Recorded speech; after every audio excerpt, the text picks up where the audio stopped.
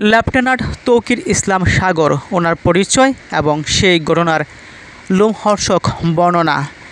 21 জুলাই 2025 বিকেল 1:06 বিএসটি বিমান বীর উত্তম একে খন্দকার ঘাঁটি থেকে টেক অফ করে কিছুক্ষণের মধ্যেই নিয়ন্ত্রণ হারায় এবং উত্তরায় মাইলস্টোন স্কুল অ্যান্ড কলেজের দোতলা ভবন বিধ্বস্ত হয়।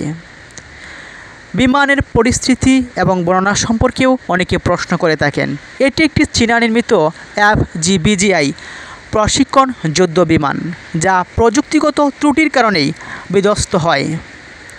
অনেকে প্রশ্ন করেছেন পাইলট তৌকির প্যারাশুট দিয়ে নেমে পড়ার চেষ্টা করেছিলেন নিজেকে বাঁচানোর জন্য। আমরা যদি তার এই বর্ণনা দিতে যাই তাহলে নিয়ন্ত্রণ চেষ্টা বিবরণ: তৌকির ইসলাম সাগর স্থানীয় নিয়ন্ত্রণ রুমের নির্দেশিত ইজেকশন চেষ্টা করলেও কম উচ্চতায় সাফল্য লাভ সম্ভব হয়নি। এরপর তিনি বিমানটিকে জনবহুল এলাকা থেকে সরিয়ে ফেলে ক্ষতি নিরাময় মুক্ত জায়গায় নিক্ষেপেরও চেষ্টা করেন। তার একটি প্রমাণ হলো খোলা মাঠে পড়ে তারপর কিছুটা গর্ত হয়ে যায় এবং দোতলা ভবনটা ধসে যায়। পাইলট তৌকিরের ব্যক্তিগত এবং পেশাগত প্রোফাইল যদি আমরা একটু তুলে ধরি, তিনি রাজশাহী জন্মগ্রহণ করেছেন।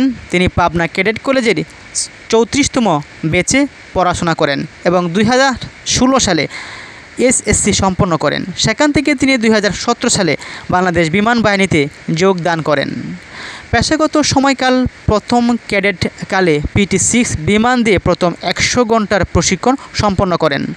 পরে 15 নম্বর স্কোয়াড্রনে প্রায় 60 ঘন্টা ফ্লাইট টাইম পাবেন এবং এরপর 35 নম্বর স্কোয়াড্রনে যুক্ত হন। পারিবারিক তথ্য: স্ত্রী ঢাকা ব্র্যাক বিশ্ববিদ্যালয়ের একজন লেকচারার। বিবাহ হয়েছে প্রায় 1 বছর আগে। গত 27 জুলাই পর্যন্ত প্রায় 35 জনের মৃত্যুর বিষয়টি নিশ্চিত তথ্য পাওয়া গেছে। 171 জন আহত হয়েছে এবং 78 জন এখনও গুরুতর অবস্থায় হাসপাতালে চিকিৎসা নিচ্ছেন। শিক্ষার্থীরা এই ঘটনার সুষ্ঠু তদন্ত, ক্ষতিপূরণ ও পুরনো নিরাপত্তাহীন বিমানের ব্যবহার বন্ধে প্রতিবাদ করেছে এবং মাইলস্টোন স্কুলের মর্মান্তিক এই ঘটনায় ওই দিনই জাতীয় শোক দিবস ঘোষণা করা হয় এবং উচ্চ পর্যায়ের তদন্ত কমিটিও গঠন করা হয় দুর্ঘটনার কারণ বিস্তারিত বের করতে। আমরা যদি একটু সংক্ষেপে বলি, পাইলট তৌকির ইসলাম সাগর তিনি ছিলেন প্রতিশ্রুতিশীল BAF পাইলট, যিনি প্রথম সোলো ফ্লাইটে বিমান নিয়ন্ত্রণ হারানোর পর জনবহুল এলাকা বিধ্বস্ত না করে জানমাল রক্ষায় সর্বশেষ চেষ্টা করেন। দুর্ভাগ্যবশত ঘটনায় তিনি যেমন হতাহত হলেন, তেমনি বিদ্যালয়ের বহু শিক্ষার্থীও শিক্ষকও প্রাণ হারায়, এমনকি তিনিও প্রাণ হারিয়েছেন। অনেকেই বলেছেন পুরানো বিমানের যন্ত্রপাতি, ফিটনেসবিহীন রাস্তার যানবাহন এবং মেয়াদবিহীন ভবনগুলো চেক করা উচিত।